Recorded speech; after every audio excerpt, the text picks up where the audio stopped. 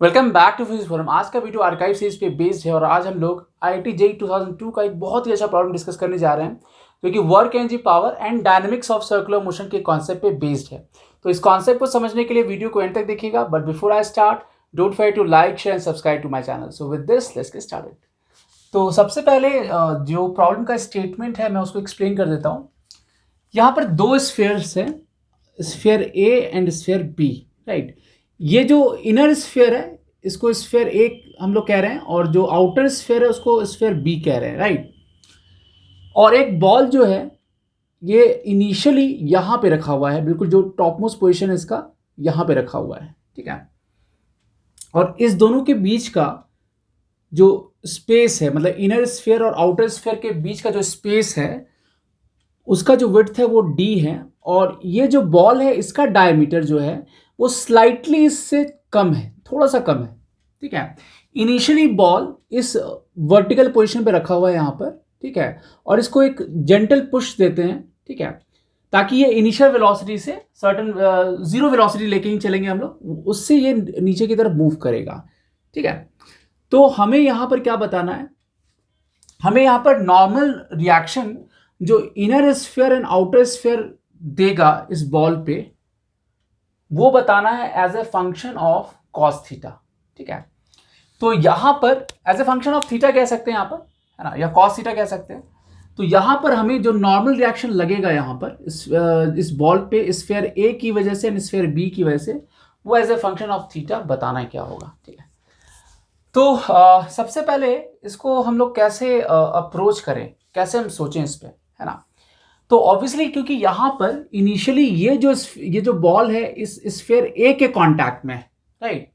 जब हमने इसको रिलीज फ्रॉम रेस्ट किया तो ये नीचे मूव करेगा एंड देयर आर चांसेस कि एट सर्टेन पॉइंट ये इनर स्फीयर को छोड़ दे और ये आउटर स्फीयर के कांटेक्ट में आ जाए, ठीक है। So in that case obviously certain value के लिए, सर्टेन थीटा के सर्टेन वैल्यू के लिए ये स्फीयर ए के कांटेक्ट में होगा और उसके बाद ये स्फीयर बी के कांटेक्ट में होगा। तो सबसे पहले हम लोग देखते हैं कि जब ये इनर स्फीयर के कांटेक्ट में होता है, यानी स्फीयर ए के कांटेक्ट में होता है, तो हमारे पास क्या सिचुएशन होगा। तो मतलब नॉर्मल रिएक्शन जो होगा, ये जो स्फीयर लगाएगा बॉल पे वो क्या होगा, ठीक है। So when ball is in contact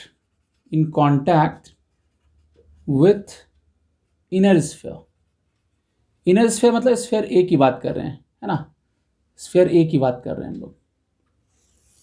और इसके कॉरेस्पॉन्डिंग जो डायग्राम है ये है, ठीक है। तो अब सबसे पहले अगर हम देखें तो जब इसको हमने it is release from rest अगर हम देखें तो यहां पर ये जब ये मूव करेगा तो ये वर्टिकल के साथ कुछ थीटा एंगल बनाएगा एट एनी टाइम टी, ठीक है। तो एज लॉन्ग एज ये स्फीयर ए के कांटेक्ट में है तो हम अगर डायनेमिक्स देखें तो एम जी यहाँ पर नीचे की तरफ काम कर रहा है, ठीक है। और ये थीटा तो ये भी थीटा होगा, तो एम जी का जो कॉम्पोनेंट होगा टुवर्ड सेंटर वो कितना होगा, एम जी कॉस थीटा। और ये जो स्फीयर है, इनर स्फीयर, इस बॉल पे जो नॉर्मल रिएक्शन लगाएगा वो अवे काम करेगा। तो अगर हम इसका डायनेमिक्स लिखें तो क्या लिखेंगे, है ना। So from dynamics of circular motion हम लोग क्या लिखेंगे, हम लोग लिखेंगे कि एम जी कॉस थीटा, नहीं ये टुवर्ड सेंटर है, माइनस एन ए, ये कितना हो जाएगा, M V A square by R, है ना। आर यहाँ पर इस स्फीयर का रेडियस दिया हुआ है और ये जो आर है उसका वैल्यू जो है वो डी के रेस्पेक्ट में बहुत लार्ज है, ठीक है। तो ऑलमोस्ट हम इनर और आउटर स्फीयर के लिए जो रेडियस का वैल्यू है ऑलमोस्ट सेम ले सकते हैं, ठीक है। तो ये हो गया। तो एन ए जो होगा यहाँ पर ये M G cos theta minus M V A square by R है, ठीक है। ये इक्वेशन नंबर 1 हो गया। अब एनर्जी कंजर्वेशन से यहाँ पर हम लोग एनर्जी कंजर्वेशन लगा सकते हैं, नहीं, from conservation of mechanical energy, conservation of mechanical energy अगर हम देखें तो क्या बोलेंगे हम लोग, तो ये जो नीचे आएगा तो ये कितना लॉस इन जो पोटेंशियल एनर्जी होगा वो कितना हो जाएगा, तो ये आर है और ये आर कॉस थीटा होगा, नहीं। तो जो लॉस होगा यहाँ पर, यहाँ जो लॉस होगा पोटेंशियल एनर्जी में वो होगा R minus R cos theta, नहीं, ये यहाँ पे आर है तो आर कॉस थीटा, और ये आर है, ये आर है। एक्चुअली इस लेवल से देखेंगे, यहाँ इस लेवल से देखेंगे तो, क्योंकि जैसा मैंने बताया था आपको कि इनर स्फीयर और आउटर स्फीयर का जो रेडियस लेंगे वो ऑलमोस्ट आर ही होगा, क्योंकि वो जो डी है बहुत स्मॉल है एज कम्पेयर टू आर, ठीक है। तो यहाँ पर ये जो नीचे फॉल करेगा ये R minus R cos theta होगा। तो अगर हम इस लेवल से देखें, है ना, तो ये almost R minus R cos theta हो जाएगा, ठीक है। तो ये मेरा R minus R cos theta हो गया, और ये जो लॉस होगा पोटेंशियल एनर्जी में M G R minus R cos theta, ये मेरा काइनेटिक एनर्जी में कन्वर्ट हो जाएगा। तो half M B A square हो गया, नहीं। तो यहां से हम देख सकते हैं, यहां से वी ए स्क्वायर, या अगर हम देखें तो यहां से M V A square by R, नहीं, इस आर को, ये जो आर होगा यहाँ पे, इसको नीचे ले आए, इस तरफ ले आए। So M B A square by R जो होगा ये होगा 2mg into 1 minus cos theta, correct. इसको हम इक्वेशन 2 कहते हैं। अब ये 2 को हम 1 में रख दें, सो पुट 2 इन 1, नहीं। सो एन ए मेरा as a function of theta आ जाएगा एम जी कॉस थीटा, और यहाँ पर M B A square by R का वैल्यू रख दिया जाए, so -2mg into 1 minus cos theta, नहीं। इसको रीअरेंज कर लिया जाए तो ये माइनस माइनस प्लस हो जाएगा। So this would B how much, this would B mg into, ये होगा 3 कॉस थीटा -2। तो जो नॉर्मल होगा, जो ये स्फीयर ए देगा इस बॉल पे as a function of theta, इतना हो जाएगा, ठीक है, क्लियर है। तो अब यहां पर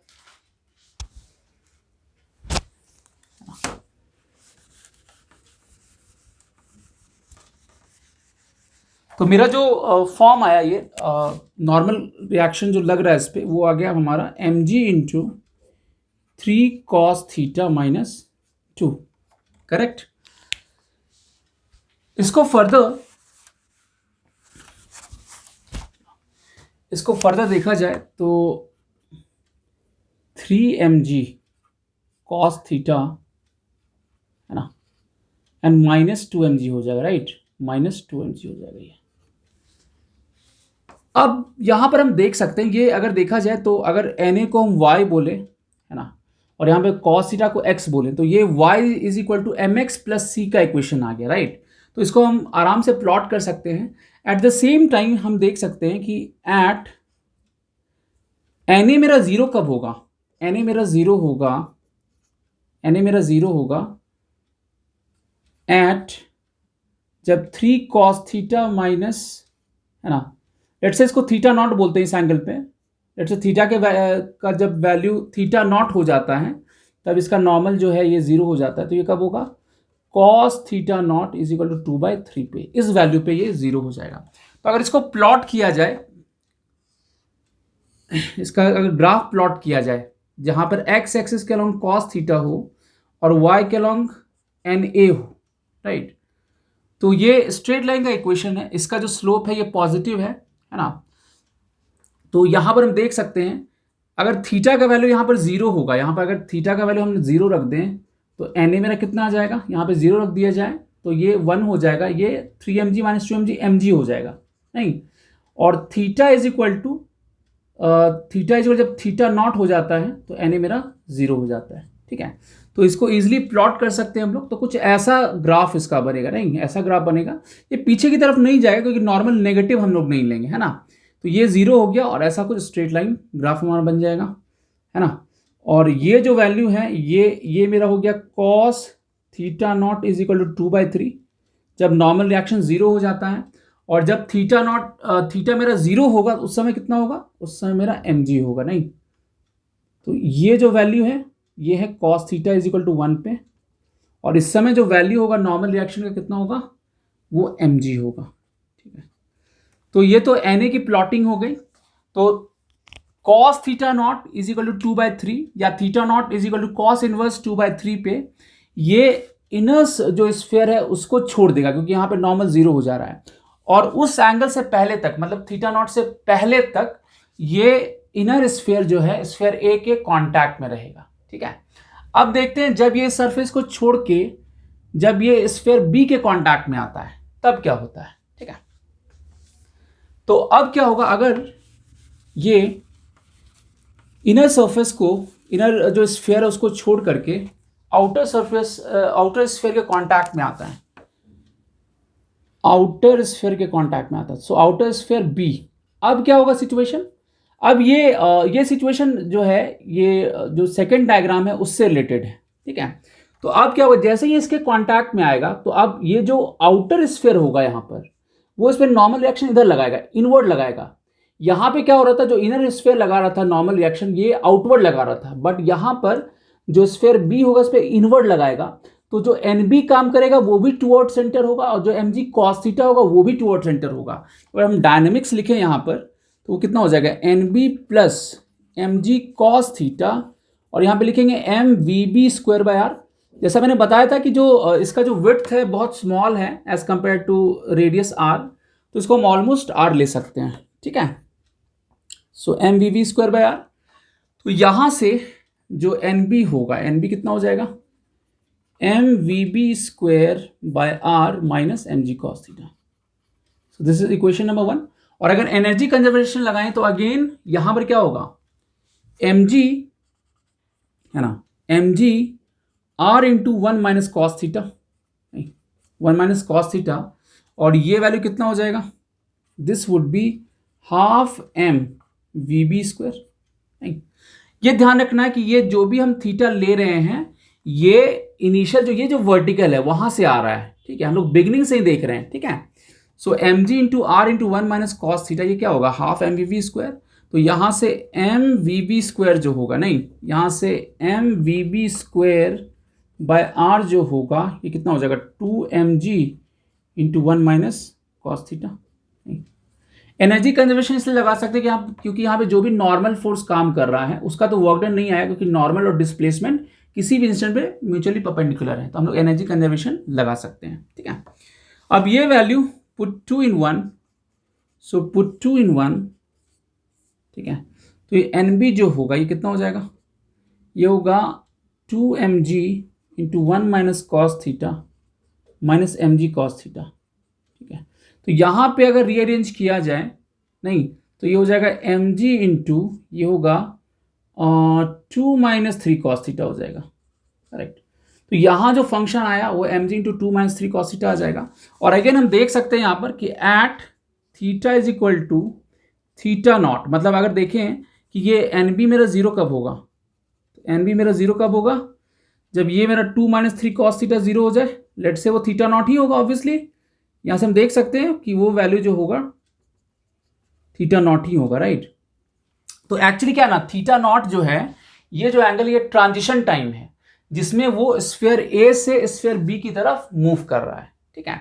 इसलिए इस पर्टिकुलर एंगल पे एन ए और एन बी दोनों ही जीरो आएगा, ठीक है, क्योंकि ये ट्रांजिशन टाइम है। अब इसको हम इजीली प्लॉट कर सकते हैं इसके ग्राफ को, है ना। और हम देख सकते हैं यहाँ पर कि थीटा नॉट पे तो ये वैल्यू जीरो हो गया, और अगर हम थीटा इज इक्वल टू, इसको अगर हम देखें, हाँ, थीटा का वैल्यू अगर 180 रखें यहाँ पर, ठीक है, ये हम लोग जो भी वैल्यू रखेंगे आप 2/3 के बाद का रखेंगे, उसके पहले का तो हमने ऑलरेडी देख रखा है। तो यहाँ पे अगर 180 रखेंगे थीटा का वैल्यू, ठीक है, क्योंकि हमें 0 से पाई के बीच में प्लॉट करना है, ठीक है। तो 0 से कॉस इनवर्स 2/3 तक ऑलरेडी हमने प्लॉट कर रखा है, क्योंकि उस एंगल में, उस रोटेशन ऑफ एंगल में ये इनर स्फीयर के कांटेक्ट में था। और उसके बाद मतलब theta is not equal to, जब कॉस इनवर्स 2/3 है, उसके बाद ये आउटर स्फीयर के कांटेक्ट में है, तो ऑब्वियसली ये जो एंगल होगा ऑब्वियसली इसके बाद का एंगल होगा, नहीं, कॉस इनवर्स 2/3 के बाद का एंगल होगा। तो at theta is equal to pi पे देखिए, क्योंकि हमें जो प्लॉट करना है यहाँ पे 0 से पाई के बीच में प्लॉट करना है ग्राफ को, तो यहाँ पर जब पाई रखेंगे तो ये -1 हो जाएगा, तो एन बी कितना हो जाएगा, 5 mg हो जाएगा, राइट। अब इसको हम इजिली प्लॉट कर सकते हैं, ठीक है। तो इसको अगर हम प्लॉट करें तो इसका ग्राफ कैसा हो जाएगा, है ना। तो ये मेरा एन बी था, यहाँ पर ये मेरा एन बी था, तो इसका जो ग्राफ होगा, इसका जो ग्राफ होगा कुछ ऐसा हो जाएगा। इधर मेरा कॉस थीटा है, इधर एन बी है, नहीं, अगेन इसको स्ट्रेट लाइन के फॉर्म में लिख सकते हैं, ऐसे लिख सकते हैं 2 mg minus 3 mg cos theta. तो यहाँ जो स्लोप आया ये नेगेटिव आ गया, नहीं, y is equal to M X plus C करेंगे, ये मेरा y हो गया, ये मेरा x हो गया, ठीक है। तो ये जो स्लोप यहाँ पे नेगेटिव आ गया, नहीं, -3mg एक नेगेटिव स्लोप आ गया। सो यहाँ पर जो ग्राफ होगा कुछ ऐसा जाएगा, ऐसा ग्राफ जाएगा, इस तरीके से ग्राफ जाएगा। तो ये तो मेरा ये हो गया cos theta not is equal to 2/3 हो गया, ये वाला जो वैल्यू हो गया। और इधर वाला जो वैल्यू होगा ये cos theta is equal to -1 हो जाएगा, नहीं, ये cos theta is equal to, है ना, -1 हो गया, ये cos theta is equal to 2/3 हो गया। और यहाँ पर जो वैल्यू आया था मेरा कितना आया था, 5mg आया था, राइट। तो इसका जो ग्राफ होगा कुछ ऐसा हो जाएगा, ठीक है। तो हमने देखा कि कैसे जो नॉर्मल रिएक्शन है स्फीयर ए पे वो कैसे वैरी कर रहा है, स्फीयर ए जो बॉल पे नॉर्मल रिएक्शन लगाएगा वो कैसे कैसे वैरी कर रहा है, और जो आउटर स्फीयर है वो जो बॉल पे नॉर्मल रिएक्शन लगा रहा है वो कैसे वैरी करेगा, ठीक है। Interesting. So that's all for this video. Archive series के नेक्स्ट वीडियो में हम लोग फिर मिलेंगे एक नए इंटरेस्टिंग प्रॉब्लम के साथ। Till then take care.